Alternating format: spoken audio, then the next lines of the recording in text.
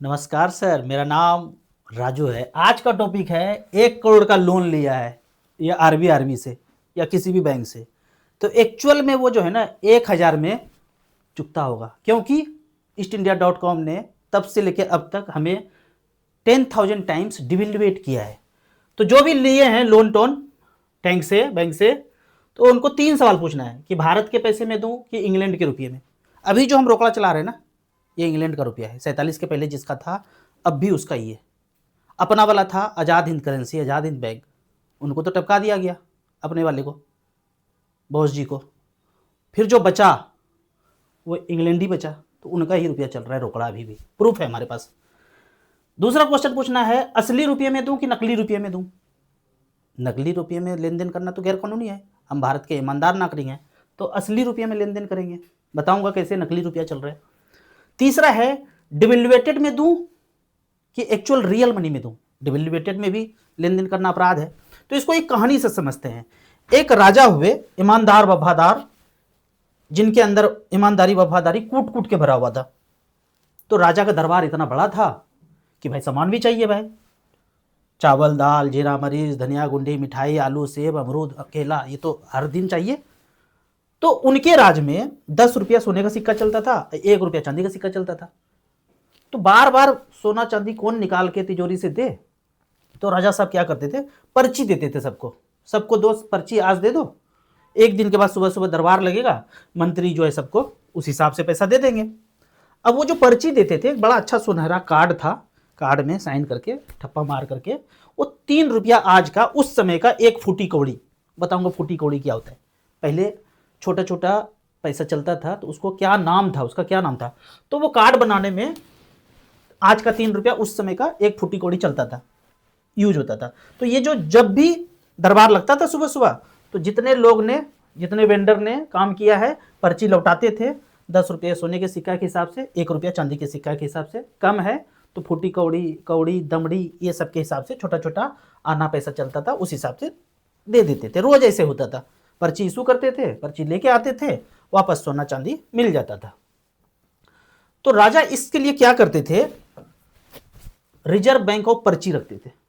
जैसे अभी है ना आरबीआई, वैसे राजा साहब ने क्या किया, जितना पर्ची इशू किया उतना सोना चांदी संग्रहित करके एक गोदाम में रख दिए, तिजोरी में भर के, कि भाई सुबह सुबह आएगा पर्ची दे देना।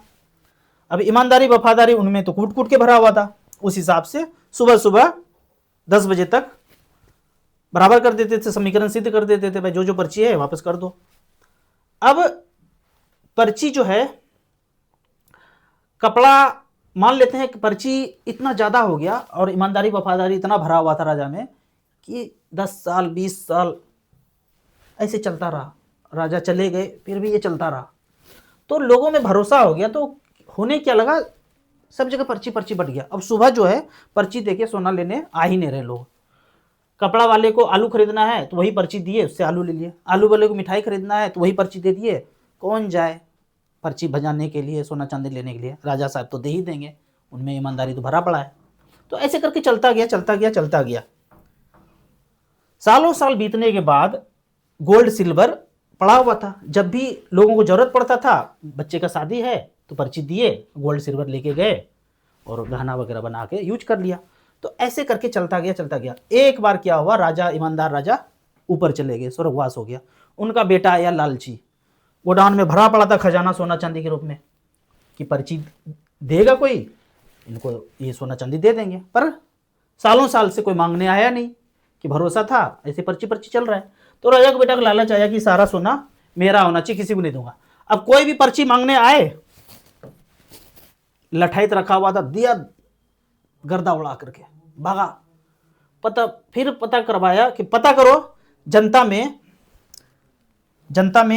किनको ये पर्ची के बारे में पता है कि पर्ची देंगे तो सोना चांदी मिलेगा। बहुत लोग तो भूल गए, नए जनरेशन भूल गए, पर्ची पर्ची खेल रहे हैं। तो जिनको जिनको पता था, राजा के बेटे ने सबको उड़वाया। पहला नाम सद्दाम हुसैन, दूसरा नाम गद्दाफी, तीसरा नाम इंदिरा गांधी जी, चौथा नाम राजीव गांधी जी। जिनको जिनको बाद में, शुरू में भले ही एजेंट रहा हो, ये सब शुरू में एजेंट रहा हो, लेकिन बाद में एक समय के बाद, जैसे हमें भी कुछ नहीं पता था कोरोना के पहले से, अब थोड़ा थोड़ा पता चला है। तो खोपड़ी का ब्लूटूथ ऑन हुआ लोगों का, तो बदला बगावत करना शुरू किए कि भाई नहीं, पर्ची पर्ची नहीं खेलने देंगे लोगों में, लोगों के पास जो संपत्ति रखा हुआ है आरबी के पास, रिजर्व बैंक के पास, वो वापस करेंगे। तो दो तरह का ये आरबी है, RB1 RB2। 1934 में इसका गठन हुआ, ईस्ट इंडिया .com ने इसका गठन किया। बोला जो जो सारा सोना चांदी दे दो, पर्ची रख लो। और ये पर्ची 1970 तक कोई भी लौटाते थे तो सिक्का मिलता था सोना का। 1970 तक, आज़ादी के बाद तक। वो पर्ची में दिखाता हूँ कैसा होता है। अभी वाले पर्ची पे वो चीज़ मेंशन नहीं है। और पहले वाला पर्ची क्या होता था वो थोड़ा देखेंगे तो आश्चर्य लगेगा। ये है 100 रुपया का पर्ची। आई प्रोमिस टू पे the bearer on demand. On demand लिखा हुआ है इस पे, ऑन डिमांड। जब भी बोलोगे वो सिक्का 10-10 रुपये का, 10 सिक्का 100 रुपया का है तो 10-10 रुपये का, 10 रुपया मतलब एक सोने का सिक्का, 1 रुपया मतलब एक चांदी का सिक्का। तो 100 रुपया है तो 10 सिक्का तिजोरी से निकाल करके, रिजर्व बैंक ऑफ इंडिया से निकाल करके बंदे को दे दिया जाएगा ऑन डिमांड। ये वर्ड आज वाला नोट को आप निकालिए, दूरबीन से देखिए, छोटा छोटा लिखा हुआ है, ऑन डिमांड लिखा हुआ नहीं है। और दूसरा चीज़ लिखा हुआ था एट एनी ऑफिस किसी भी बैंक से कहीं से भी इशू हुआ था उसको आप लौटाइए, आपको सिक्का मिल जाएगा। ये दोनों चीज़ चुपके से 1970 के तकरीबन 67, 68, 69, 70 के बीच डिलीट कर दिया धीरे धीरे करके, और गांधी जी का फोटो चिपका दिया चुपके से। RTI में जवाब है कि क्यों किया ऐसा। ऑन डिमांड, ये पर्ची के बदले वो गोल्ड राजा का बेटा बोला नहीं दूंगा, आओगे मार के भगा दूंगा, अपना लठैत रखा है।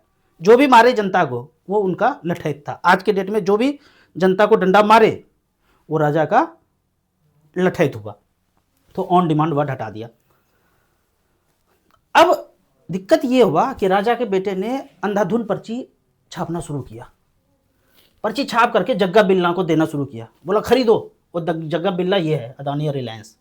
पर्ची छाप छाप के देने लगा। बोला रेलवे खरीद लो, स्कूल खरीद लो, हाईवे खरीद लो, हॉस्पिटल खरीद लो, एयरपोर्ट खरीद लो, नदी खरीद लो। ये सब खरीद करके मालिकाना हक किसको दे रहा है, ये लिखा हुआ है इजराइल। इसी के अंडर ये आता है। आज भी ये RBRB इंग्लैंड का एक शाखा है, और जितने भी चल रहे हैं ब्रांच उसके अंदर है। ये ईस्ट इंडिया .com का बदला हुआ रूप है। प्रूफ, सारा का सारा प्रूफ इस किताब में दिया हुआ है। इस किताब को आप ऑनलाइन ऑर्डर कर सकते हैं, ऑर्डर करके मंगवा सकते हैं। ये किताब है रुपया मूल्य का मापक, शोषण का साधन। इसको पढ़ करके एज ए प्रूफ लगा सकते हैं। 1 करोड़ का लोन लिया, प्रूफ लगाया कि भाई असली में चाहिए, नकली में चाहिए, भारत में चाहिए, इंग्लैंड में चाहिए, डिवेल्यूएटेड में चाहिए, रियल में चाहिए, ये सब कुछ दस्तावेज इसमें दिया हुआ है। अब एक चीज़ और देखना है, बड़ा इंटरेस्टिंग। हम सब लोग फिजिक्स में पढ़े हैं ना, मीटर दूरी का मापक। ऐसा बोल सकते हैं आज अमेरिका का मीटर इतना बड़ा 95 centimetre equal to 1 metre, Japan का 104 centimetre equal to 1 metre, Bharat का 90 सेंटीमीटर इक्वल टू 1 मीटर, या भारत का 200 centimetre equal to 1 metre. Commodity जैसा ऊपर नीचे कर रहे हैं, कर नहीं सकते। फिक्स है, सिद्धांत है, यूनिट है, स्टैंडर्ड है, मानक है। दूरी का मापक मीटर, किलोग्राम वजन का मापक, बड़ा घट नहीं कर सकता है। उसी तरह रुपया मूल्य का मापक है, इससे कोई भी चीज़ मूल्य मेजर कर सकता हूँ। आलू भी, टमाटर भी, प्याज भी, धनिया भी, जीरा भी, मरीच भी, चावल भी, दाल भी, जो भी चीज़ है वो मूल्य का मापक है। इसको दूसरे उदाहरण से समझते हैं। 1 मीटर सोने का है, 1 मीटर लोहे का है, 1 मीटर चांदी का है, तीनों अलग अलग है। तो क्या उससे मेजर करने वाला कपड़ा अलग अलग होगा, ज़्यादा होगा? सोना का है तो उससे ज़्यादा आएगा, चांदी का है तो कम आएगा, लोहा का है तो कम आएगा। बोलेंगे अरे एक ही आएगा, 100 सेंटीमीटर इतना ही आएगा। उसी तरह 10 रुपया सोने का हो, 10 रुपया चांदी का हो, 10 रुपया लोहे का हो, 10 रुपया कागज का हो या डिजिटल हो, उसमें आने वाला सामान सेम होगा। पर्ची, राजा का पर्ची चाहे पर्ची पे लिख देता, या मिट्टी के ठप्पे पे लिख देता, या पत्ते पे लिख देता, उसके बदले में रखा हुआ धन, सोना चांदी तिजोरी में भरा पड़ा है, वो वचन है। ये जो नोट है प्रोमिसरी नोट है। क्या बोलते हैं, मैं धारक को 10 रुपया अदा करने का वचन देता हूँ। वचन मतलब प्रोमिस है। ये उसका धन रखा हुआ है। धन कहाँ रखा हुआ है? बैंक में। कितना? तो कितना का मतलब भी यहाँ पे दिया हुआ है कि कितना रखा हुआ है। उसका एक्चुअल अर्थ देखेंगे तो एक्ट में जाना पड़ेगा, वो एक्ट यहाँ पे लिखा हुआ है। ब्रिटिश इंडिया जब राज करता था 1818 में बोला 10 रुपये इक्वल टू 1 तोला सोना। सब ले लिया, लेने के बाद बोलता अब कम दूंगा। 1862 में बोला अब लौटाऊंगा 7 ग्राम। फिर 1940 में एक्ट बनाया, आरबी एक्ट 1940 में। ये सब एक्ट का कॉपी किताब में दिया हुआ है, ये प्रूफ। जज साहब हैं, वकील हैं, आईएएस ऑफिसर है, आईपीएस ऑफिसर है, प्रोफेसरान है, जो भी है इसमें लीगल तरीके से दिया हुआ है। हमारा आपका कागज नहीं, इनका ही कागज। 1940 में बोलते हैं 10 रुपये इक्वल टू 2.6 ग्राम गोल्ड दूंगा। लिया था 1 तोला 11.6 ग्राम गोल्ड, और दूंगा अब 1.1 ग्राम 1966 में, आज़ादी के बाद। पहले तक समझ में आता है गुलाम थे, अब आज़ाद हैं तो क्यों डिवैल्यूएट कर रहे हैं। आज तो अगर बोल दूं कि गुलाम है भाई कुछ नहीं बोलेंगे, लेकिन आज़ाद बोलते हो तो बोलना पड़ेगा। अब 91 में आरबीआई एक्ट 91 में 10 रुपये इक्वल टू मनमोहन जी वित्त मंत्री थे, 0 कर दिए। कोई पर्ची नहीं मिलेगा, आओगे तो डंगा के भगा देंगे, लठ मारेंगे। तो ये एक्ट को आप स्क्रीनशॉट लेके रख लीजिए। ये एक्ट है 5 तरह का। मैं इसमें पूछूं इसमें से असली कौन सा है, तो असली तो यही होगा। 100 सेंटीमीटर इक्वल टू 1 मीटर होता है, एक्ट बना दिया 400 सीट लाके कि 70 सेंटीमीटर इक्वल टू 1 मीटर। फिर बोलता है ना 26 सेंटीमीटर, फिर बोलता है ना 11 सेंटीमीटर इक्वल टू 1 मीटर, फिर बोलते हैं 0 इसमें असली सा कौन है। इसमें असली वही है पहला वाला। तो इसमें असली कौन सा है, कागज लौटाऊंगा ऑन डिमांड, एक लिखा हुआ है कागज पे ऑन डिमांड अगर कागज लौटाऊंगा तो हमें कितना मिलेगा। ये कागज लौटाऊंगा 10 रुपये का तो कितना मिलेगा, तो एक्ट बोलता है इतना मिलेगा। पहला एक्ट, दूसरा एक्ट, तीसरा एक्ट, चौथा एक्ट। हम उनसे पूछते हैं ये तो बताओ असली कौन सा है, तो असली पहला वाला ही हो सकता है। ठीक है, अगर तो 0 है इसका मतलब कुछ भी नहीं रखते हो। मैंने 1 करोड़ रुपया लिया, आप कुछ भी नहीं रखते हो। बोला नहीं कुछ भी नहीं रखते, पहले रखते थे अब कुछ नहीं रखते। तो 1 करोड़ फिर से छाप लो। जब कुछ रखते ही नहीं हो, 25 साल में 30 साल में ईएमआई लोगे, और तुम कह रहे हो कि कुछ भी नहीं रखते हैं रोकड़ा के बदले, तो मेरा वाला फिर से छाप लो। छापने में कितना खर्चा होगा, 2000 4000 वो ले लो। तो इस तरह से आप समझेंगे खेल को, धीरे धीरे डिवेलुएट करते जा रहे। आप इस वीडियो को शेयर करेंगे थिंक टैंक को, जिनको आप समझते हैं, IAS officer, IPS officer, professor को, बड़े लोगों को ग्रुप में सब जगह शेयर करके नॉलेज को लीजिए कि ये जो कागज़ है, इसके कागज़ में जो धन है वो चाहिए। अगर कुछ भी नहीं है तो भाई जितना लोन लिया हूँ फिर से छाप लो।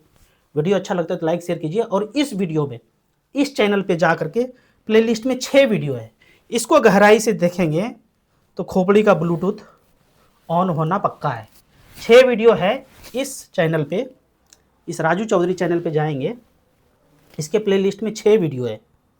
कोई कितना भी लोन लिया हो, कार लोन हो गया, हाउस लोन हो गया, एजुकेशन लोन हो गया, कुछ भी, इसके वीडियो में डिस्क्रिप्शन में दस्तावेज भी है 26 पेज का, वो लगा दीजिए। मना नहीं कर रहे हैं आपकी नहीं दूंगा, असली पैसे में दूँ कि नकली पैसे में दूँ, भारत के पैसे में दूँ इंग्लैंड के पैसे में, ये मना नहीं कर रहे हैं कि हम नहीं देंगे। हम भारत के ईमानदार वफादार नागरिक हैं, हम सारा काम अच्छे से करते हैं, तो हम कोई भी गद्दारी नहीं करेंगे। हम भारत के असली रुपये में देंगे। अभी जो चल रहा है इंग्लैंड वाला चल रहा है, हमको भारत के रुपये में चुकाना है। तो भारत के रुपये में चलता था 10 रुपया में 1 तोला सोना, 10 रुपया में 1 तोला सोना। 1 तोले का सोना का कीमत 1 लाख रुपया हो गया, होना नहीं था, 10 रुपये ही रहना था। 1 लाख तुमने डिवेल्युएट करके कर दिया, यानी कि 10 रुपये इक्वल टू 1 लाख, यानी 10,000 टाइम्स हमको तुमने डिवेल्युएट किया, यानी कि 1 करोड़ डिवाइडेड बाय 10,000 करेंगे तो 1000 में चुकता होता है। इस सब का प्रूफ किताब में दिया हुआ है। वीडियो अच्छा लगता है तो लाइक शेयर कीजिए। Thank you so much.